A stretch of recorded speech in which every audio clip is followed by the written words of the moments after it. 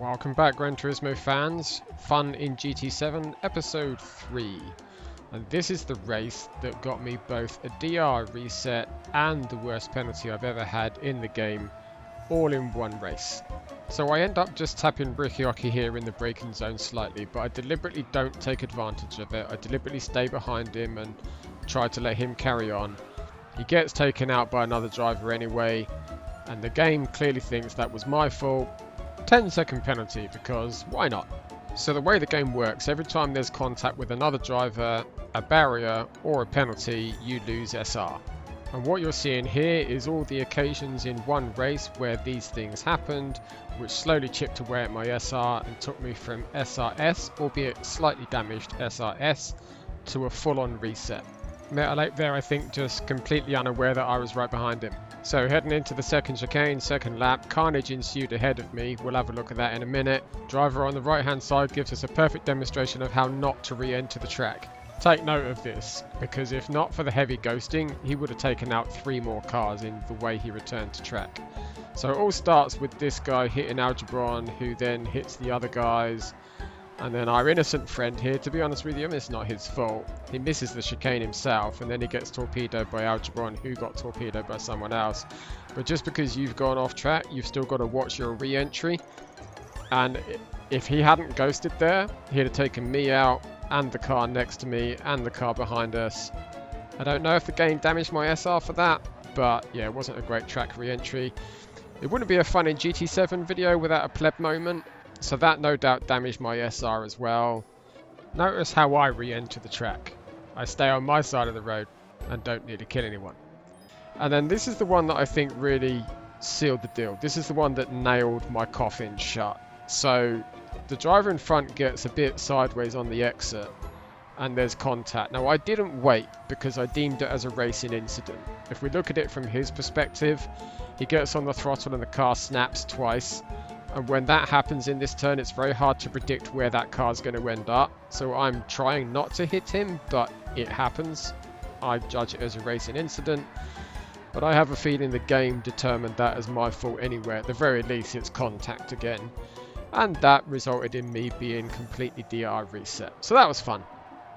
Okay, now this is interesting. You've probably heard faster drivers talking about how the custom slip makes people think they're faster than they are, and how it allows a slower driver to stay with a much faster driver.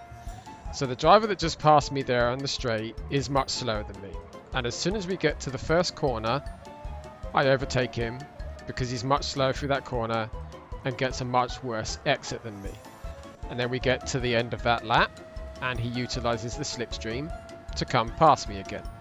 Now, if you're the slower driver in this situation, you know the other guy is faster than you. The smart decision is not to fight him. The smart decision is to tuck in behind him, try and stay with him, and try and learn from him. So you can see again, he passed me with the slipstream, and I would have passed him there, except he was so slow on the exit I hit him. Jump forwards 1 more lap, and we do get the pass done this time. The reason you want to follow a faster driver rather than fight them is because you can try and learn from them. When 2 drivers fight each other and there is a big pace discrepancy, one of them is much faster than the other one, the slower driver is always 99.999% reoccurring chance. The slower driver is always going to be the one that makes a mistake first because he doesn't have the car control to run at the pace of the faster driver. Again, contact there because his entry speed into that corner is 15 kilometers an hour slower than mine. So I had to get off the brake because I nearly hit him. Well, I did hit him. And here's the mistake. So in my opinion, if this driver had just tried to stay with me and tuck into my slipstream rather than feeling under pressure to beat me, this wouldn't have happened. And that is what race IQ is all about. This is how to go for a move into turn 1, lap 1 and do it correctly. So big shout out to the driver on the left hand side. That's how you do it. Really, really well executed maneuver. I'd still question whether it's wise because it makes us lose touch with Digit and Digit just scampers away to an easy win. So not the smartest decision, but regardless, I just wanted to demonstrate that that is how it should be done. I was going to concede the position into this chicane, but I got hit from behind.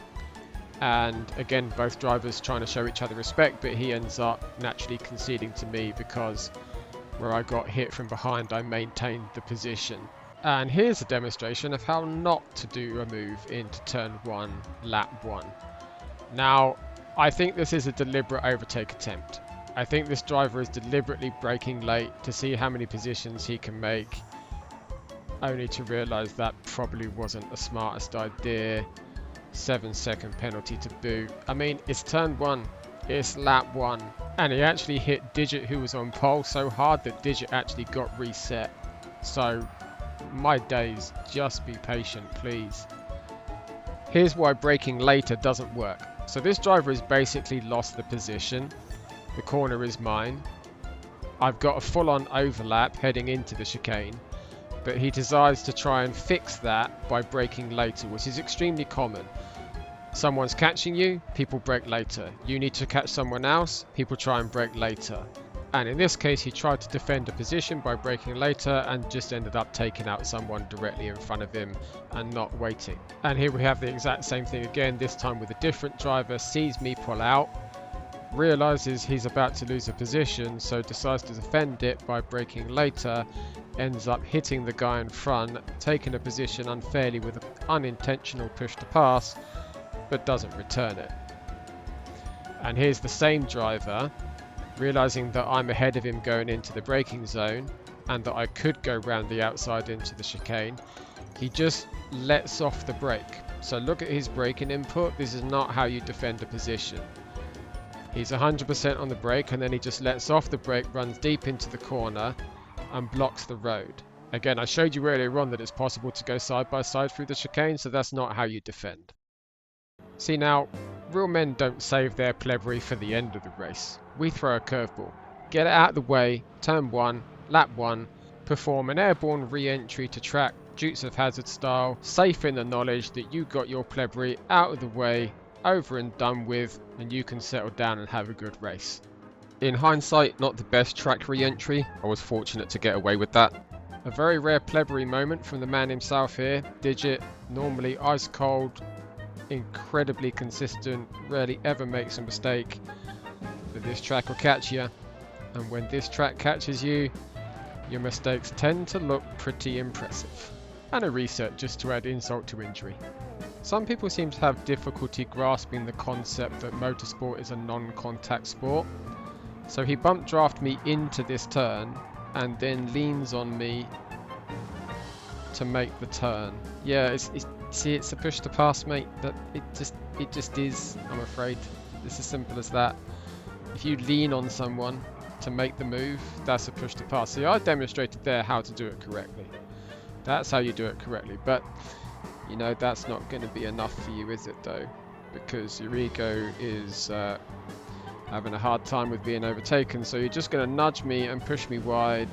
Let's take a look at it from a different angle. It's not just me he pushes off. So he actually leans on the Subaru in order to nudge me and simultaneously takes 2 cars out in one go. And there's me. Yep, he did that. Another driver with the same problem. I took a slightly defensive line here, and you have to brake early when you take a defensive line because it's tighter. But no, he just drove straight through me because that's how you do it these days. To counterbalance those driving standards, here's someone who actually showed sportsmanship and respect. So Wet Max got off track, out of control, managed to re-enter track, but contact with me, blocking my path when he did get off track. But he waits, okay? Now the interesting thing to note here is he didn't panic about waiting. He waited for the right moment to do it. So rather than lifting off in the middle of a corner and then someone else driving into him, he waits for the most sensible opportunity to yield the position and then lifts off the throttle and indicates to me to go past. So Wet Max, you sir are an absolute star. Pleasure to race you. Another plebery moment for you.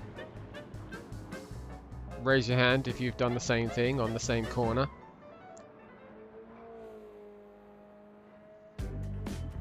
Let's round this off with probably the best move I personally saw all week. Not saying it is the best move of the week, but definitely one of the best moves that I personally saw. So Damien here in the BRZ and a couple of BMWs, one of which is me.